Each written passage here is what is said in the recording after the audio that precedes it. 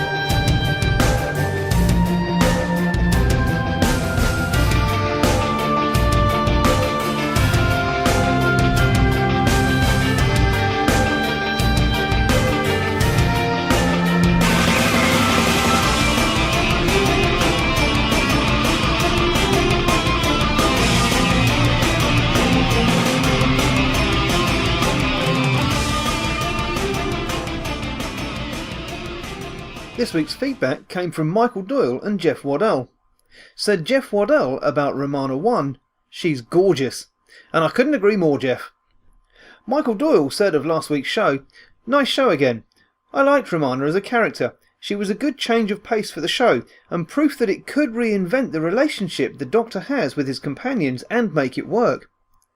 I enjoyed the back and forth that Romana and the Doctor could have. As a Time Lady she was as smart as the Doctor, but having never left Gallifrey before she lacked his experience. Mary Tam was also perfect in the role. She had the almost aristocratic bearing of a Time Lord, but was able to make her accessible to the audience, which is what a companion needs to be. Looking forward to hearing part 2 with Lalla Ward. Thanks for that, Michael. I've recently listened to Romana I on audio with Tom Baker in the second season of 4th Doctor stories, and she was amazing in them. So very sad that she died before more audio adventures could be recorded. But now we move on to her successor in the role, Lalla Ward. From Gallifrey? You brought a book from Gallifrey to Cambridge? Lalla Ward was born Sarah Ward on the 28th of June 1951, and is an English actress and author, probably best known for her role as Romana in Doctor Who. Ward is the daughter of Edward Ward, 7th Viscount Bangor, and his 4th wife, Marjorie Alice Banks. As such, she is entitled to use the courtesy title, the Honourable. Her father was the BBC's war correspondent in Finland at the beginning of World War II, while her mother was a writer and BBC producer, specialising in dramatised documentaries. Ward has a brother, Edward, 2 years her junior, and a half-brother, William, who is the 8th Viscount Bangor, 3 years her senior. If you've ever wondered why it seems that Lalla Ward carries herself with a certain nobility, she is, through her father, descended from George Plantagenet, 1st Duke of Clarence, brother of Edward IV and Richard III, and from John Mordaunt, 1st Earl of Peterborough, John, 1st Viscount Mordaunt, and Bernard Ward, 1st Viscount Bangor. Ward's stage name, Lalla, comes from her attempts as a toddler to pronounce her own name. She left school at age 14 because she loathed every single minute of it, and took her O-levels on her own. She studied at the Central School of Speech and Drama from 1968 to 1971. After spending a few years painting, she then auditioned at London drama schools as a sort of dare to herself. Said Ward of this time in her life, "It was a see if you can do it sort of thing, because it was the thing I hated most. Just like somebody who's scared of heights might go rock climbing or, I don't know, go potholing if they're claustrophobic." She began her acting career in the Hammer horror film Vampire Circus in 1972, and played the teenage daughter of the Duchess of Duke Street in the popular BBC drama series of the 1970s. She appeared in films like England Made Me in 1973, Matushka also in 1973, Rosebud in 1975, and Crossed Swords, aka The Prince and the Pauper, in 1977, and on television featured in Van der Valk in 1973, The Protectors also in 1973, Quiller in 1975, Who Pays the Ferryman in 1977, The Professionals in 1978, and Hazel in 1979. She acted in a film called Got It Made in 1974, which was later recut with sex scenes featuring another actress and reissued as Sweet Virgin. Club International magazine ran nude pictures from the film, claiming they were of Lalla Ward. Ward successfully sued the magazine. In 1980 she played Ophelia to Sir Derek Jacobi's Hamlet in the BBC television production. Lalla Ward was the second actress to play Romana, after a guest appearance as Princess Astra in the story The Armageddon Factor in 1979. Ward was chosen to replace Mary Tam, who decided against continuing in the role. She appeared in all of Season 17 stories, and then her character was written out in the third-to-last story of Season 18, Warrior's Gate. After Doctor Who, Ward appeared in Schoolgirl Chums in 1982, and The Jeweller's Shop and The Rehearsal on stage. She decided to end her acting career after marrying Richard Dawkins. However, she has since reprised the character of Romana in the 1993 charity special Dimensions in Time, the 2003 webcast version of Shada, and in several Doctor Who and Gallifrey audio plays produced by Big Finish. She's also played the Mistress opposite John Leeson's K9 in 2 audio plays from BBV. In addition, she has appeared at a number of Doctor Who conventions, and in November 2013 she appeared in the one-off 50th anniversary comedy homage, The Five-ish Doctors reboot. Ward has also recorded audiobooks, including Steven Pinker's The Language Instinct and Shada by Gareth Roberts and Douglas Adams. She co-narrates The Selfish Gene, The Ancestor's Tale, The God Delusion, The Blind Watchmaker, and The Greatest Show on Earth, The Evidence for Evolution, with her husband. In the 1980s she also wrote 2 books on knitting and 1 on embroidery. Ward is a keen chef and contributed a recipe to the Doctor Who cookbook. For almost 20 years she served on the committee of the Actors Charitable Trust, TACT, and as a trustee for 10 years. Alongside Richard and Sheila Attenborough, she led a successful £7.5 million redevelopment of the Actors' Care Home, Denville Hall.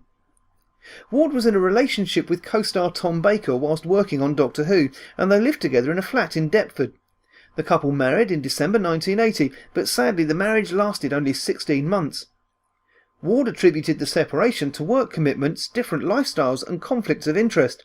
Regarding her marriage to Tom Baker, she's quoted as saying, "It's something I still feel sad about.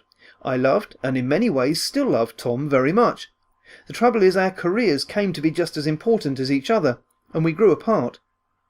I was angry at suggestions that it didn't work because I was too young, or that Tom was unreasonable to me. We just irritated each other occasionally. We weren't close enough. It was a decision we discussed and felt was for the best." In 1992, at his 40th birthday party, Douglas Adams introduced Lalla Ward to his friend Richard Dawkins. The couple married later that same year. I told you you'd got the time wrong, Doctor. Yes, but you're always saying that. You're always getting the time wrong. But what about Romana II herself? The introduction of Romana's second incarnation in Destiny of the Daleks treats the concept of regeneration somewhat humorously. At the beginning of the serial, Romana changes several times, like someone casually trying on different outfits, before deciding to take the form of Princess Astra, who had been played by Lalla Ward in The Armageddon Factor. Her regeneration scene is controversial with some of the fans, as it doesn't conform with how regeneration is treated elsewhere in the series. Attempts at rationalising Romana's regeneration have been made in spin-off media, including the Short Trips short story The Lying Old Witch in the Wardrobe, which speculates that the TARDIS was responsible for her regeneration. It's also been theorised that Romana may have needed to regenerate after being tortured by the Shadow in the previous serial, and that the different bodies she tries are merely projections. The second Romana enjoys a more intimate relationship with the Doctor than her previous incarnation, to the point that some fans have assumed a romantic relationship with the Doctor. Although a relationship was never explicitly shown or intended by the writers, many fans have found the signs of a romantic relationship particularly evident in City of Death. perhaps reflecting the real-life romance between Tom Baker and Lalla Ward, which blossomed during the production of that story, leading to their marriage in 1981. In many ways she might be claimed to be the companion most like the Doctor. Besides being of the same race and comparable intelligence, she occasionally mimics his sense of style, wields her own sonic screwdriver, and can occasionally get the better of him in moments of banter and more practical situations. As her practical experience develops, she also becomes more assured and capable in the situations she encounters. At the end of the serial Meglos, Romana receives word from the Time Lords recalling her to Gallifrey. The opening of the next serial, Full Circle, makes it clear that, having travelled with the Doctor, she no longer wants to return home. Before the issue can be resolved, however, the TARDIS falls through a charged vacuum emboîtment and disappears into E-space. Her final television appearance was in the 1981 story Warrior's Gate, where, along with K9, she leaves to forge her own path in E-space, when faced with a choice of either remaining there or returning to Gallifrey. She also appears briefly in the 20th anniversary special The Five Doctors through reuse of footage from the uncompleted TV version of Shada. After the departure of both Romana I and II, both versions of the character also appeared briefly in flashback sequences during the Fourth Doctor's regeneration in Logopolis, as well as the Fifth Doctor's mind copy in Resurrection of the Daleks. Romana would also be mentioned in Castrovalva during the Fifth Doctor's post-regenerative confusion, as well as in Arc of Infinity, in which the Fifth Doctor, in response to a reprimand from the High Council for leaving her behind, retorts that she chose to remain in E-space. Ward subsequently returned for a brief cameo as Romana in the 1993 charity special Dimensions in Time. In the End of the World, the Ninth Doctor stated that his homeworld had been destroyed, and that he was the last of the Time Lords. Whether Romana was killed with the others had not been specifically established on screen. Of note here is the fact that while various spin-off material reveals that Romana later became President of Gallifrey after returning from E-space, this is clearly not the case at the end of the Time War. In End of Time, the Time Lord founder Rassilon is shown alive again and claiming that title. However, after Day of the Doctor, it is possible that Romana may still be alive, as Gallifrey of course didn't actually fall. An article by Russell T. Davies in the Doctor Who Annual 2006 states that Romana was President of the Time Lords during the last Great Time War against the Daleks, which ended with Gallifrey being destroyed. But as with all spin-off media, its canonicity in relation to the television series is open to debate and interpretation. Outside of the television programme, the Fourth Doctor and Romana II also appear in Australian film television advertisements for Prime Computers Incorporated in 1980, which played a tongue-in-cheek way with the idea that the two characters shared a romantic relationship, ending with the Doctor proposing marriage. In the licensed Virgin New Adventures novel Blood Harvest by Terence Dicks, Romana II leaves E-space and returns to Gallifrey with the help of the Seventh Doctor. In Goth Opera by Paul Cornell, she's given a seat on the High Council of Time Lords. In New Adventures Happy Endings, also by Cornell, it's revealed that Romana has become Lady President of Gallifrey. Her presidency is reflected in the later novels and in her appearances in the audio dramas from Big Finish. She also makes a cameo appearance in Human Nature in A Vision. Romana appears in the unlicensed fan fiction novel Time's Champion in the role of the President of the Time Lords. Romana's appearance in the 1997 novel The Eight Doctors, where she helps the newly regenerated Eighth Doctor rescue his fourth incarnation from a group of vampires in the aftermath of the State of Decay, was highlighted in a trailer for the relaunch of Doctor Who Range, which was included on a number of BBC videos in the late 1990s. Lalla Ward appeared in a series of audio plays produced in the early 2000s by BBV. In this series she played a character who appeared with K9 in an unnamed parallel universe. This character is called The Mistress, which was what K9 called Romana in the television series. Because of an unusual copyright situation in which BBV was able to license K9 but not Romana or other Doctor Who elements, The Mistress is not explicitly called Romana. For similar reasons, the parallel universe, obviously intended to be E-space, is called a pocket universe. In Big Finish's regular line of Doctor Who audio stories, Ward joined Colin Baker's Sixth Doctor in the Apocalypse element, in which Romana is President of Gallifrey. In the story it's revealed that she was abducted by the Daleks soon after assuming the presidential office, and remained in captivity for 20 years before making her escape, briefly reuniting with the Doctor before resuming her post. Romana II also appears with Paul McGann's 8th Doctor in the 2003 Big Finish audio remake of Shada, as well as in Neverland and Zagreus. More recently, she's appeared with the 5th Doctor in the Chaos Pool, the final part of the Key to Time trilogy, where it's revealed that Romana's regeneration was at least partly caused by her transformation into the new 6th segment of the Key to Time. The story concludes with the segment's essence being transformed back to Astra to save Romana's life before the Doctor destroys the key for good. In Neverland, Romana encounters the 8th Doctor as anti-time infects the universe. With other Time Lords, she travels to the Antiverse in the hope of finding a way to stop the flow of anti-time. But there she's left by Coordinator Van Cell to the Never People, those the Time Lords have erased from existence, who are planning to send anti-time to Gallifrey. However, she helps the Doctor activate the TARDIS and stop the anti-time. In the sequel to this, Zagreus, Romana II is forced to banish the 8th Doctor from the universe as he's become a danger to it following his infection by the forces of anti-time. Following on from this, she's featured in a number of audio plays with former companion Leela under the umbrella title of Gallifrey. In the Gallifrey audio series, Romana has to contend with the emergence of a terrorist group known as Free Time, which wants to break the technological monopoly on time travel and threatens not just Gallifrey but its time travel capable allies. Romana's progressive policies, including opening the Academy to non-Gallifreyans, also face opposition from more conservative elements. Complicating this is the escape of an ancient evil called Pandora from the Matrix in the paradoxical form of Romana's first incarnation, once again played by Mary Tamm. Both Romana and the Pandora entity proclaim themselves Imperatrix of Gallifrey, provoking a civil war. At the war's end, Romana destroys Pandora by trapping her in the Matrix and then destroying it. At the same time, she is also removed from the presidency. With Gallifrey on the brink of economic and social collapse, as well as in danger of being overrun by a free-time virus, Romana and her friends flee through several alternate universes. Romana encounters many versions of Gallifrey worse off than her own, before finally becoming trapped in one. This Gallifrey is similar, but without the ability to time travel.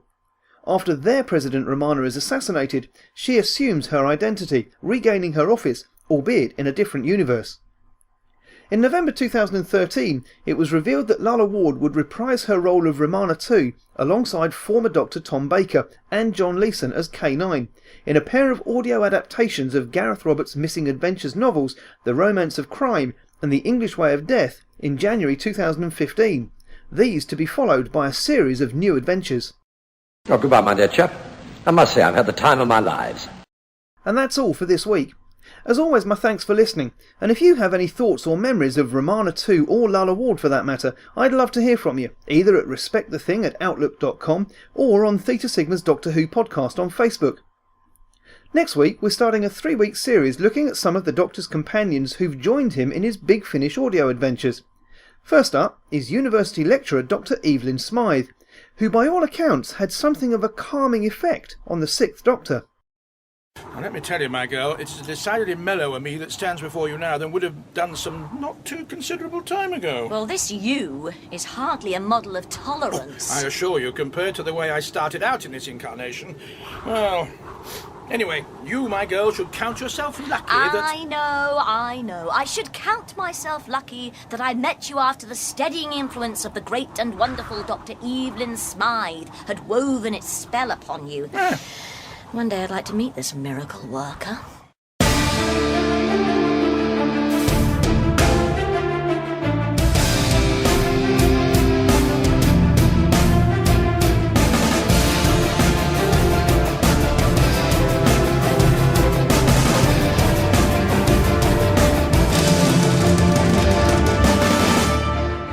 Thank you for listening to Theta Sigma's Doctor Who podcast. Doctor Who and its associated shows are all copyright and property of the BBC, and no infringement is intended.